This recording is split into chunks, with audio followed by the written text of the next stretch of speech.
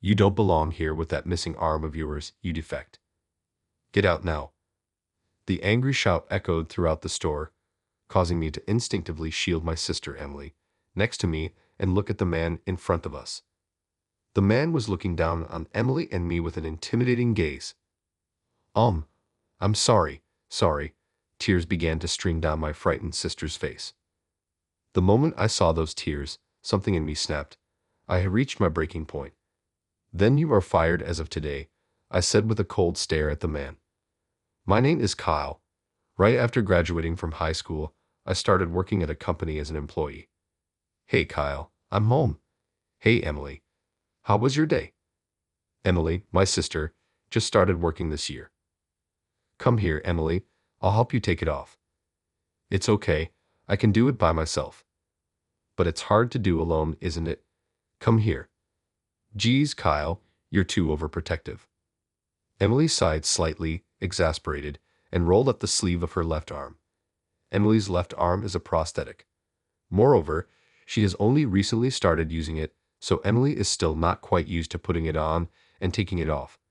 When Emily said she wanted to live alone after becoming a working adult, I couldn't allow it. Our parents are no longer with us, so naturally, I worry about Emily a lot. See, it's off now. Thanks, Kyle. Emily carefully cradled the removed prosthetic arm with her right arm. Hey, Kyle, today was my first payday. Is that so? It's already been a month since you started working at that factory. Congratulations. What are you going to buy with your first paycheck? Well, first this. Here, Kyle, take this. This is... Emily handed me an envelope filled with cash. It's to pay back what you fronted for the prosthetic. It might be little by little, but I'll make sure to pay it back. You don't have to worry about it. No way. This is something I definitely want to pay for with my own money. Well, also, Kyle, let's go out to eat on our next day off. Remember that seafood restaurant we saw on TV? I'll treat you. Hey, that place is expensive. You don't need to do that. If you want to go, I'll treat you. Come on, that defeats the purpose. I want to give back for all the times you've taken care of me. Emily, I was incredibly happy that Emily cared so much about me, but it also made me feel a bit lonely. The next day, I talked about it with my coworker Alex. Emily wants to treat me to some pretty good seafood on her entry-level salary. What do you think, Alex? Well, that sounds nice. You should go, Alex said with a bright smile. I've known her since high school, and she gets along well with Emily too. Given her familiarity with me and my sister, I was hoping for some opening advice, but her straightforward opinion took me by surprise. I must have looked quite downcast as Alex cocked her head in confusion after seeing my face. What's wrong? Aren't you happy? No, it's not that. It's just that, actually, I've also received the money Emily saved to pay me back for the prosthetic arm. I'm worried that if she spends so much, she won't have much money left for herself. I don't think there's anything to worry about, really. Yes, because that's what Emily wants to do, right? You should accept her feelings. Maybe you're right. Look, if you're going to keep worrying about it, I'll go out to dinner with Emily in your place. What? No way, that's definitely not happening. All right then, stop fussing and let Emily treat you, okay, Kyle? Alex teased, smirking and tapping me lightly on the head. Okay, I get it. While I still felt a bit uneasy, I understood what Alex was trying to say. I decided to accept Emily's feelings. And so, the day came for Emily and me to go to the seafood restaurant. Kyle, are you ready? Yeah, ready whenever you are. I turned around as I responded. There stood Emily, dressed a bit more fashionably than usual. Wow, Emily, you look nice. Really? I don't look too childish. Are you sure it's okay? It's fine, you look beautiful. I couldn't help but marvel at how grown-up she had become. Then, shall we get going? I smiled, trying to mask the sudden surge of loneliness, and urged Emily on. We arrived at the restaurant and were seated at the counter in front of the open kitchen. We were quickly admitted, thanks to Emily's reservation. Could we start with a few chef's choice appetizers, please? Of course, the chef nodded at Emily's order and, with skillful hands, prepared the appetizers and placed them in front of us. It was the best stuff I had ever tasted. This is amazing. It's delicious, Kyle. It really is, Thanks, Emily, for bringing me to such a nice place. Hey, are you crying, Kyle? No, it's just something in my eye. I tried to hide the tears welling up from the emotional moment, turning my face away from Emily. I caught the eye of the smiling chef, feeling a bit embarrassed. By the way, how's work going? Are you managing okay? I'm doing fine. I'm a bit clumsy at times, but I'm getting used to it. No worries. Emily said this with a bright smile, but I knew something she didn't. Occasionally, Emily would come home with bruises here and there. I had once pressed her to tell me what was happening. I'm just not used to the environment and the tasks, so I end up bumping into things here and there, Emily said, as if it were nothing. True to Emily's words, the frequency of her coming home injured had decreased lately, but I still couldn't help but worry. Emily, if anything tough happens at work, you need to tell me right away. Geez, I told you I'm fine. You really worried too much, Kyle. Sorry, was I being too persistent? No, it's because you're always there for me, Kyle, that I can keep trying my best. Thank you so much. Emily's tears began to well up in my eyes again. I guess I tend to get overly concerned when it comes to Emily. Emily's current job is at a factory that I helped her get through a connection at my company. They mainly assemble prosthetics there, and they'd assigned Emily some simple tasks she can manage with one arm. Before Emily started working at the factory, I insisted that having a prosthetic arm would be definitely better, but Emily refused to let me pay for it. Kyle, I want to work hard and pay for the prosthetic arm with my own money. Please don't pay for it. Please. But Emily, it would be better to have the prosthetic sooner, don't you think?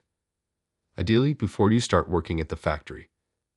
I know, but Emily closed her mouth, a complex expression on her face. By this time, Emily had become less dependent on me.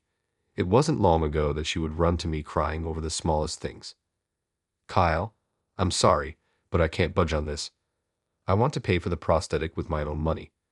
That's what I want to do. All right, if you insist that much, we'll do it your way. Really? Is that okay? Sure, but in exchange, let's get the prosthetic made right now. Oh, what do you mean? I don't have that much saved up yet. Seeing Emily's confused and worried face, I gently placed my hand on her head. Yeah, so I'll cover the... Seeing Emily's confused and worried face, I gently placed my hand on her head. Yeah, so I'll cover the initial costs. Once you start getting your salary, you can pay me back little by little, as long as it's not too hard on you. Tears started to roll down Emily's cheeks. Thank you. I'll definitely pay you back. It's okay if you don't, though. No, I must. I absolutely will. You have to take it when I do. It's a promise, okay? I understand. I understand. I stroked Emily's head, comforting her as she began to cry. It hasn't been that long since that day, but lately it feels like Emily is growing up at an incredible rate. As I gazed at Emily's face, she gave me a slightly troubled smile. What's wrong, Kyle? I was just thinking, you've really grown up. Of course I have. I'm an adult now, you know. I even want to live on my own. That's out of the question. Besides, you can commute from home for now, so there's no need to rush into living alone, right? Maybe you're right. I guess I'll keep relying on you a bit longer then, she said with a laugh. Perhaps she realized how earnest I had become. Emily looked at me with a mischievous smile. Kyle, thank you for supporting me this far. I might lean on you a lot more in the future, but today is on me. So thank you, Emily. When Emily first started working, it wasn't just the injuries. She often looked exhausted when she came home. I had thought about convincing her to quit if this continued, but Emily has persevered and continued with her job. I felt a deep sense of emotion at Emily's growth. Today would surely be a memorable day for us siblings. As we enjoyed the delicious meal and had a great time, a man unexpectedly approached us from behind. Emily, what are you doing here? Oh, good evening, Mr. Jones. Seeing the face of the man who approached, Emily's expression darkened instantly. It was rare to see Emily, who's usually so friendly, show such an attitude towards someone, which made me scrutinize the man's face closely. So, who's this guy? Your boyfriend? No, that's not it. This is my brother. Mr. Jones glanced at me disdainfully. I didn't like his attitude, but considering he was someone from Emily's workplace, It seemed better not to stir up trouble. Are you from Emily's workplace? I'm her brother Kyle. Nice to meet you. I'm Bill Jones, the factory manager. Mr. Jones seemed to be around my age. Despite being the manager, he was quite young. I remember hearing that a veteran worker at Emily's factory had retired not long ago. Mr. Jones, Emily's always been grateful for your guidance, but let's leave work out of this since we're in a private setting and enjoy our time here today. Yeah, sure. I tried to casually steer the conversation away and distance us from him, but for some reason, Mr. Jones decided to sit down next to Emily. Feeling uneasy about it, I turned my attention back to Emily. Emily, would you like to order something new? Yeah, let's see. What should we get? Emily smiled awkwardly, leaning towards me as if she felt uncomfortable next to Mr. Jones. He was watching her intently with a somewhat oppressive gaze. Emily, could you look this way for a second? What? Oh, just as I thought. There's an eyelash on your cheek. Go to the restroom and take it off. Oh, sorry, and thank you. I'll be right back. Taking the opportunity while Emily was away, I moved to her seat. I somehow felt it wasn't right to leave Emily and this man side by side. You seem to get along well with your sister. I guess it's normal, I think. Now I see. It's because you spoil her so much that she's always so cuddled. His gaze felt unsettling, as if he was assessing me. At this point, I had a hunch the reason Emily often looked unhappy when she came home from work must be because of this man. Kyle, sorry for the wait and thanks. It's okay, no worries. Emily seemed to understand my actions. Upon returning from the restroom, though a bit bewildered, she took the seat I had been in. Excuse me, could we get a couple more Chef's Choice plates, please? Of course, just a moment. Chef's Choice. Mr. Jones let out a low chuckle as Emily placed her order with the chef. Someone as useless as you, who can't even carry a load, sure is living the high life. It's a special occasion today. Oh, despite dropping important parts every day and getting yelled at. His words revealed something I couldn't ignore. It seemed Emily was being made to carry loads at the factory. Excuse me, sir, may I have a word? What is it? Looking at Mr. Jones, who regarded me as if I were an annoyance, I couldn't help but glare back. Mr. Jones, Emily isn't suited for heavy lifting tasks. I was under the impression that your factory was aware of this and hired her with that understanding. Weren't you aware of this? What are you talking about? We're paying her a salary. We can't afford to give anyone special treatment, can we? After belittling me with those words, he deliberately leaned over to Emily, grinning slightly. It's disgusting, really. I have to tolerate your uselessness at work, and here you are dining in a fancy place. I'm sorry. I'm so sorry. A defective product like you with only one arm doesn't belong here. Get out now. Hey, Mr. Jones, please don't raise your voice. Instinctively, I shielded Emily and moved away from Mr. Jones. Emily, are you okay? Yeah, I'm fine. Sorry, I'm so sorry. Emily tried to hold back, but her voice trembled and tears spilled from her eyes. Emily, don't apologize. There's no need for you to be sorry. I wrapped an arm around Emily's shoulder, offering her a handkerchief. She weakly accepted it and stifled a sob. Why should Emily have to endure such treatment? It was unjust. Emily didn't choose to be one-armed. Hearing her cry, my mind drifted back to the dreadful memory of the accident. It happened several years ago. That day, Emily was headed to a PE competition with our parents. Kyle, can you come today? Sorry, I've got a practice match with the club. I see. Then it can't be helped. Let's celebrate when I get back. You're bound to win something, Emily. Okay, I'll do my best. Thanks, Kyle. I'm off then. She waved with a smile, joining our parents in the car. Little did I know that tragedy would strike soon after. Dad, Mom, Emily. Suddenly called by the club advisor, I was faced with an unbearable truth. I rushed to the hospital I was directed to, screaming in front of the operating room. You must be Kyle, right? Yes, that's me. Doctor, how are my parents and my sister? I'm sorry. Unfortunately, your parents. It can't be. My mind went blank. It was a car accident. I was told they collided head-on with a car that veered into their lane. Despite all medical efforts, My parents were gone. Kyle, please brace yourself about your sister Emily. The reality the doctor revealed floored me. After a long surgery, Emily was the only one who miraculously survived. Kyle, where's Emily? It's okay. I'm here. That's good. Hey Kyle, my left hand. It doesn't move and doesn't hurt at all. What happened to my left hand? Emily, it's okay. Don't worry. Just rest for now. I'll always be by your side. Soon, her breathing evened out in sleep. Gently, I touched Emily's left shoulder. Oh, Emily. Oh, Emily. Seeing Emily with her arm completely missing from the elbow down, I couldn't hold back my tears. Emily had aspired to be a pianist. Both our parents and I always supported Emily's dream. The realization that such aspirations had been dashed caused me great distress.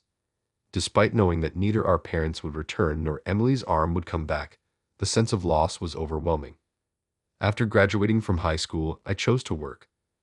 Kyle, are you sure you don't want to go to college? Yeah, it's fine. I didn't have a specific goal in mind. But Emily, you shouldn't give up on your dream of becoming a pianist. But how can I? With a near tearful expression, Emily touched her shortened left arm. My left hand. It's gone. How can I become a pianist now? That's not true. Once your surgical wounds heal, we'll get you a prosthetic arm, and then you can start practicing again. I'm sure you'll be able to play the piano again. Really? Of course. Dad, Mom, and I will always be there to support you. Thank you, Kyle. I was determined not to let Emily give up on her dream of becoming a pianist. Somehow, continuing to strive for her goal felt like a way to maintain a connection with our departed parents. And so began our life together as siblings. Kyle, the pot's burning. Burning? Oh, sorry, Emily. It's dangerous, don't touch it. At first, we struggled with unfamiliar household chores. Enough, I've come to help. It's unfair to Emily to eat such food. Sorry, Alex. I appreciate the help. Seeing my never-improving culinary skills, Alex offered a helping hand out of concern. From now on, I'll take care of the laundry, so don't you dare touch it, Kyle. But that's too much. I'm not doing this for you. Emily asked me for help. Really? You should be more considerate, even if you're siblings. Right, sorry. Regardless of our sibling bond, Emily was a girl of a certain age. There might be things she found hard to discuss with me. While Alex's help with chores was invaluable, what I truly appreciated was her willingness to listen to Emily's concerns. Through it all, we supported each other and persevered together. Why should someone like Mr. Jones, who knew nothing about us, say such things to us? Seeing Emily cry under his intimidation, something inside me snapped. Mr. Jones. As I stood up, protecting Emily, I turned to face Mr. Jones. Yeah, what is it, big bro? Don't call me big bro. It makes me sick. Sorry, big bro. Mr. Jones's condescending laughter pushed me past my limit. Mr. Jones, you are fired as of today. What? What are you talking about? His eyes widened in shock at my words. Kyle. Emily looked up at me, worried. Emily, let's go. Wait a minute, what do you mean by that? As we attempted to leave, Mr. Jones called out to us in a panic. I couldn't be bothered to explain. I pulled out my wallet, fetched a business card, and tossed it at him. This is, no way, you are. I'll be reporting your behavior. Even if the higher-ups forgive you, I never will. Remember that. Ignoring Mr. Jones as he stuttered and gaped after seeing my business card, Emily and I settled our bill at the restaurant and left. We then visited Alex's house to discuss a certain matter. Welcome, I've been waiting. Emily, are you okay? Oh dear, you've cried so much. Thank you, Alex. It's okay. Alex and Kyle will protect you. You don't have to worry about anything now. Alex welcomed us at the door and embraced the crying Emily. Kyle, I got the gist over the phone, but let's talk more once you've settled down. While holding Emily, I could see the fury in Alex's eyes. Soon after, Alex took Emily to the bedroom and put her to bed. Sitting in the living room and waiting for Alex, she came over and sat down on the sofa opposite me with a sigh. Did you manage to get anything out of Emily? Yes, but you might not want to hear it. She made me promise not to tell you. Crying? I have a rough idea. Thanks, Alex. Alex avoided eye contact with me as if disgusted. It seemed likely the bruises on Emily's body were probably not just from dropping things but from other incidents too. That man, he can't be forgiven. I understand. Let's go to the factory together tomorrow. Are you sure, Alex? Kyle, I feel the same way as you. Okay, thanks. Finally making eye contact, we nodded in understanding. Our resolve was unified. Tomorrow, we would confront that man. The next day, Emily, Alex, and I went to the piano factory. Mr. Smith, from the back, Mr. Jones, having spotted us, rushed over. As Emily flinched, Alex and I shielded her and faced Mr. Jones. Thank you so much for coming. I had no idea you were an employee of Carter Music. I deeply apologize for my rudeness yesterday. What a turnaround from yesterday's attitude. Mr. Jones kept smiling and apologizing to me. I was speechless at his sudden change of heart. Well, it's not surprising. The company where Alex and I work is a major client of this factory. Moreover, it wouldn't be an exaggeration to say they are almost exclusively a prime contracting company. Mr. Jones, before apologizing to me, could you please apologize to Emily for yesterday and for everything before that? Oh, well, that is, with a look that said I knew everything. I stared him down. Sweeting, Mr. Jones looked around nervously. Just so you know, there's no escaping this. What's with you? Oh, well, my apologies. I haven't introduced myself, nor Alex. Could it be you are? Mr. Jones was shocked as he checked his business card.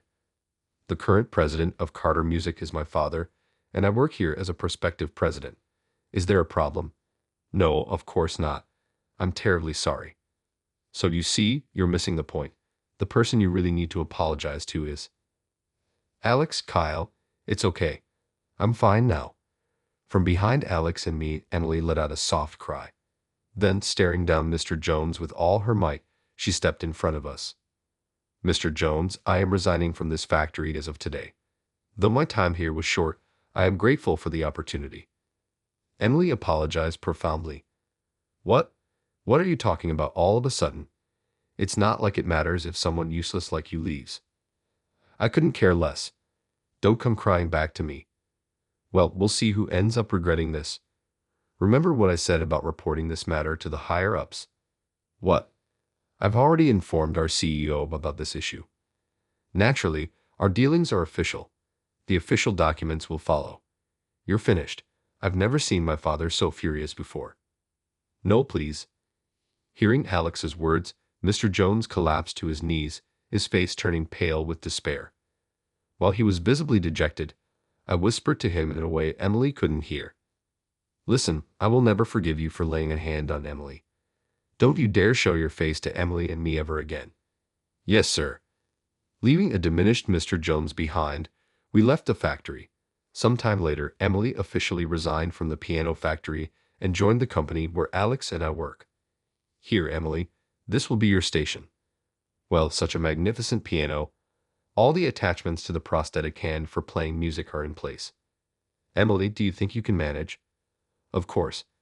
Thank you so much for preparing such a wonderful place for me, Alex and Kyle. I'll do my best. Knowing Emily's situation, Alex's father, the president of Carter Music, started a new business venture for her. That venture was the company's own piano school. It focused on lessons for people with disabilities like Emily's, and she was set to teach there. Emily had started playing the piano again, and through the lessons, she had quickly mastered playing with a prosthetic hand. Emily initially played and taught songs that could be played with the right hand only, but has now grown to the point of teaching advanced pieces that require both hands. After some time passed, it was finally time for Emily's pianist to butt. Yeah, I'll have some good news to share with Dad and Mom when I get home today. It's a dream come true for your family. Alex and I attended Emily's first concert as a professional pianist. Rumored as a miraculous prosthetic pianist, the public's response was immense, and today's concert tickets sold out immediately. Hey, why don't we go say hi in the dressing room first? That's a good idea. I hope Emily isn't too nervous. Urged by Alex, we headed to Emily's dressing room. Knocking and entering, we were greeted by Emily's smiling face. Kyle, Alex. I'm so glad you came. Of course. Congratulations on today, Emily. After, why don't you, Kyle, and I go out for a celebratory meal? Oh, about that, Alex. There's a staff party after the concert today. So I'm sorry, but you and Kyle should go have dinner together. That's a shame. Tough luck, Alex. Laughing at Alex's disappointment, I couldn't help but find it funny. Kyle, come here for a second. What's up, Emily? While I was still chuckling, Emily grabbed my arm and pulled me to a corner of the room. She seemed to have something on her mind. I listened attentively. Kyle, you know this is the perfect opportunity, right? Ah, opportunity for what? Kyle, you and Alex are alone today. It's the perfect chance to confess.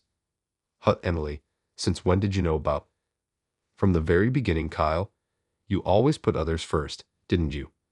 I'm fine now, okay. Emily said this with a cheerful smile. Don't worry, Kyle. I think you two definitely have mutual feelings for each other. Is that so? What are you two whispering about over there? It's nothing. I blurted out suddenly, too conscious to look Alex in the eye. What's wrong? Your face is all red. Are you okay? Yeah, I'm fine, I managed to respond. Emily watched our exchange with a beaming smile, clearly amused by the situation.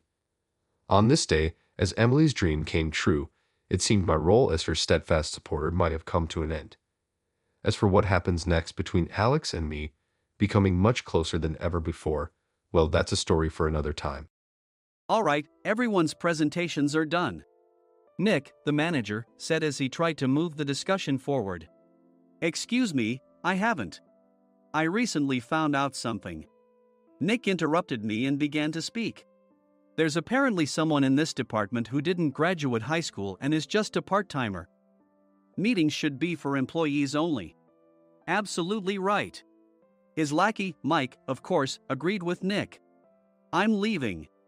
After leaving the meeting room, I started to shut down my computer. I noticed that an email had arrived, not in my personal inbox, but in the company's shared email. Thinking, there's no point in speaking up, no one will listen, I went home quietly. The next day, I heard a commotion from Nick's desk. He was staring at his computer screen, his face pale. Nick? Is something wrong? Mike looked at the screen with him. And he turned even paler than Nick. Why is he so angry? Knowing the reason for Mike's distress, I thought to myself, serves them right. My name is Adam. My mother passed away when I was in the 9th grade, and I was raised by my father. Well, you could hardly call it being raised.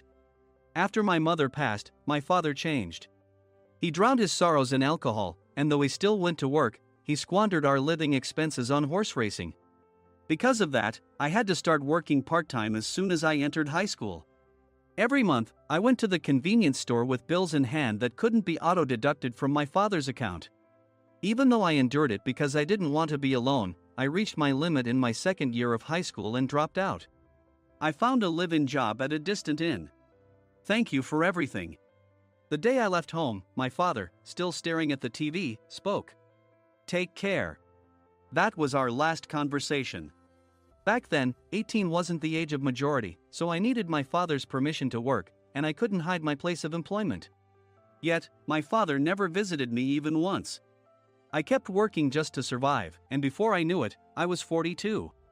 Years of hard work paid off, and I was transferred to the headquarters.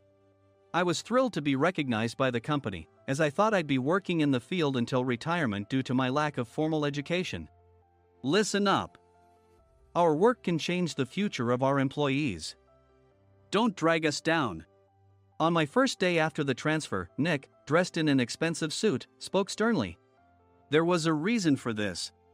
Our inn was located in a prominent tourist destination, known so well that everyone in the state could sing its commercial jingle. At its peak, we had 5 locations within the state. But that was long ago. Due to financial difficulties and aging facilities, only the place where I had worked for many years and the original establishment remained. I was prepared to lose my job anytime, but now there was a glimmer of hope. With the rise of social media, the tourist area where the inn was located started gaining attention again. Depending on how hard the sales department, where I was transferred, worked, we could either thrive or be forced to give up this prime location to the new hotel chains continuously popping up. For Nick, who had switched careers from another industry to strengthen our sales, this was a battle he couldn't afford to lose. I understood why he had to be strict. "I will do my best." Nick sneered at my enthusiastic declaration. "Did you not hear what I said?" "I'm sorry." I thought I was listening carefully. Out of habit from years of customer service, I apologized reflexively, though I had no idea what had offended him. Someone was watching me with a smirk. In this department, there are those who are expected to excel and those who have been shoved here because they have nowhere else to go. You are the latter. It was Mike, the section chief. He's 7 years younger, at 35. But he was called to headquarters much earlier than I was and had been moving around within the headquarters ever since. I'm not jealous, but I can't accept that he's my boss. Graduating from a prestigious university, he has an unusually high pride and caused many problems as a newbie, making things very difficult for me when I was the front desk leader. When I found out Mike was transferred to the sales department a month before me, I was disheartened. Mike is right. With just a middle school diploma, there's not much you can do. Don't even think about achieving results. As if I didn't exist, Nick remarked, "I'm thirsty." Mike eagerly ran to the coffee maker. It seems Mike is Nick's lackey. I regretted being happy about my transfer to headquarters, wishing I had stayed on site forever. Send a direct mail to every company on this list by the end of the day. Nick only assigned me tasks that even a new graduate could handle. What? There are over 1,000 companies. You want me to send to all of them by today?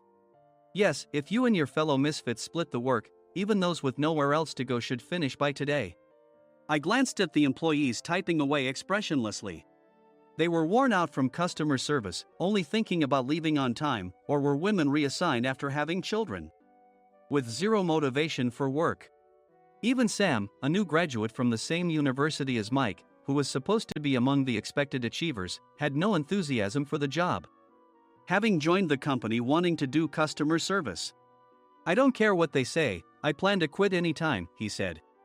Only Nick and Mike were highly motivated, making all the decisions between the two of them. I originally only wanted to work at the inn to survive and had no particular attachment to this job. I swallowed my words, thinking I had no right to reprimand them. About a month after the transfer, Nick told us with a frustrated look. "To commemorate the 50th anniversary, we've decided to create a plan exclusive for one group per day. Originally, Mike and I were supposed to come up with it, but our president, Mr. Thompson, insists on hearing everyone's opinions. So, you all get a chance." As Nick explained, Mike began handing out prints. Make sure not to embarrass Nick. If your ideas are half-baked, you'll have to redo them. It seemed that they had printed his handwritten notes by Mr. Thompson, which included several questions and a section for free responses. It made sense why Nick had to seek our input, given that all responses had to be submitted to Mr. Thompson.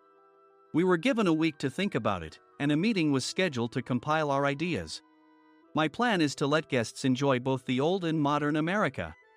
Nick began the presentations. Guests would watch a master confectioner at a nearby traditional sweet shop make sweets in front of them. The welcome drink would be premium tea in a bottle. Nick's plan was certainly attractive. After his presentation, Nick called on us to present in the order we were seated. Just as I stood up for my turn. "All right, everyone's presentations are done." "Excuse me, I haven't. I recently found out something." Nick interrupted me. "There's someone in this department who didn't graduate high school and is just a part-timer." He was likely talking about me. I joined the company as a part-timer and was made a full-time employee when I turned 20. That was 20 years ago, so Nick and Mike probably had no chance to know until recently. Meetings should be for employees only. Absolutely right. After that, Nick kept creating opportunities to solicit everyone's opinions, purposefully excluding me from speaking. The meeting unexpectedly heated up and went past the scheduled end time. A few people asked to leave, and the discussion continued with the remaining few. "Still here?" Normally, you'd leave in that situation. Though I had no attachment to the job initially, hearing kind words from customers made me want to make them happier. For someone like me, with nowhere to go, the inn was my home and customer service was my life. I felt pathetic about my current self. I'm leaving. I left the conference room and started shutting down my computer. I noticed an email had arrived, not in my personal inbox, but in the company's shared email. Thinking no one would listen to what I had to say anyway, I quietly went home. The next day, while preparing the DM as instructed, I heard a commotion from Nick's desk. In his haste to stand up, he hit his knee on the desk. He stared at his computer screen, his face pale. "Nick! What's wrong?" Mike, thinking he should be the first to rush over, approached Nick while still wearing his coat. He peered at the screen with Nick. And he turned even paler than Nick. Why is he so angry? Who is responsible for this company? Nick, more irritated than ever, asked, and Mike answered without checking. Probably Sam. Sam wasn't there because he was attending a morning training session for new hires. Nick gave up on getting angry and returned his gaze to the screen. They were looking at an email that arrived right after the end of the working day yesterday. Apparently, no one, including me, had checked it before leaving. The email was from a large company that used us for their annual employee trips. The president and executives of that company also frequently used our services personally. President of the company, Mr. Mason himself, had declared that neither he nor his company would ever use our services again. Well, some companies cancel their employee trips or stop using our services due to financial struggles. Let's just move on. Mike kept wiping the sweat from his forehead with a handkerchief. Knowing why Mike was so agitated, I quietly watched their interaction. Do you know how much revenue we get from that company? We can find other guests to fill the rooms, but we'll lose the banquet costs, gift shop revenue, rental car fees, and more. Moreover, the gifts were supposed to be prepared by the traditional confectionery shop involved in Nick's proposed plan. If it's known that we incurred such a huge loss at this critical time, Nick's position in the company would be jeopardized. Nick took a deep breath, seemingly trying to calm himself. All right, Mike. Go to New York right now and apologize to Mr. Mason. What? You're coming with me, right? I have urgent work to do. I trust you, which is why I'm entrusting this to you. Please. Mike, believing Nick's sincerity, agreed with a determined look on his face, saying, yes. That's Nick for you. Even if Mike went to apologize, Nick would shift all the blame onto him if the client didn't change their mind. Well, it was Mike's fault to begin with, so it served him right. About 3 hours later, Sam answered a call from somewhere and repeatedly apologized, saying, I'm very sorry. Everyone watched to see what was happening. After ending the call, he informed Nick with a weary tone. When Mike arrived at the client's company, he only made things worse, further infuriating Mr. Mason. He was demanding, get his boss here immediately. It was no wonder Sam was exhausted, dealing with such a call right after returning from training. What is that idiot doing? All right, Adam, you're coming with me. If sacrificing Mike didn't work, then I must be next. Normally, I'd want to refuse at all costs, but I saw an opportunity in this situation. If I can be of assistance, I'd be happy to join you. I obediently followed Nick, and we flew to New York. When we introduced ourselves at the reception, it became clear how serious the situation was, as the receptionist personally escorted us to the president's office. Angry voices leaked through the door, making both Nick and me uneasy. Excuse me. I'm Nick, the supervisor. I understand my subordinate has caused you trouble, and I deeply apologize. Nick, with his experience in the corporate world, knew enough to offer an apology before excuses. However, his customer service skills left much to be desired. I sighed as I saw Mike trembling like a small dog in the corner of the room. What kind of training are you giving your subordinates? Mr. Mason glared at Nick with a red face. The intensity of his gaze made even Nick take a step back. Regrettably, I joined this company only 2 years ago and was unaware of Mike's issues. I should have identified his shortcomings sooner. Indeed. I should have realized sooner. No sensible person would come to apologize and then give a lengthy presentation on the drawbacks of not using their in. Nick froze, his mouth slightly open. Suspecting the worst, I picked up the documents that had fallen to the floor. It seemed Mike hastily prepared these documents on the plane, listing the disadvantages. Disadvantage 1, if you change the venue for the company trip, employees might suspect it's for cost-cutting reasons. leading to a negative impression. Reading it aloud half-jokingly, Nick snatched the papers from my hand and checked the contents with a furious expression. Among the stack of documents was a receipt from a nearby convenience store's copy machine. I felt a pang of dread, hoping he hadn't shown the receipt as well. What do you think he said when I asked what kind of nerve he had to do this? I'm very sorry. Faced with the dire situation, Nick must have thought there was nothing left to do but apologize. In a voice smaller than I'd ever heard from him, he uttered words of apology. He said, "I'm a Harvard graduate. I don't believe I said anything wrong." Mike! What have you done? Forgetting his plan to pin the blame on Mike, Nick yelled loudly, even in front of Mr. Mason. "I didn't do anything wrong." "You're still saying that? Look at him." Mike pointed at me with a shaking hand. "I was assigned to headquarters in my 20s and now I'm a section chief. This guy only made it to headquarters at 42. Everything I've done proves I was right. So why are we losing the contract?" Having said his piece, Mike collapsed to the floor. "Of course. You were sent there because you had nowhere else to go." Mike never expected to hear such words from someone he looked down upon. He lunged at me, and Nick hurriedly stepped in to stop him. "Mr. Thompson told me Mike is a quick thinker, and to take good care of him." There's no way he was pushed aside. "Don't make things worse here." "He didn't say quick thinker, he said only quick-witted, didn't he?" I don't remember that part." I recalled the many troubles Mike caused when he was a newbie. When Mike was on the front line, his pride was so high that he never apologized to customers. Customer service, especially in our job, doesn't work alone. It brings both good and bad situations. If the front staff or housekeepers made mistakes, or the cleaning company didn't properly clean a room, one had to apologize to the customers regardless of personal fault. Mike, in such situations, would never apologize, insisting he wasn't at fault. This often angered customers, and as the front desk leader, I frequently had to apologize on his behalf.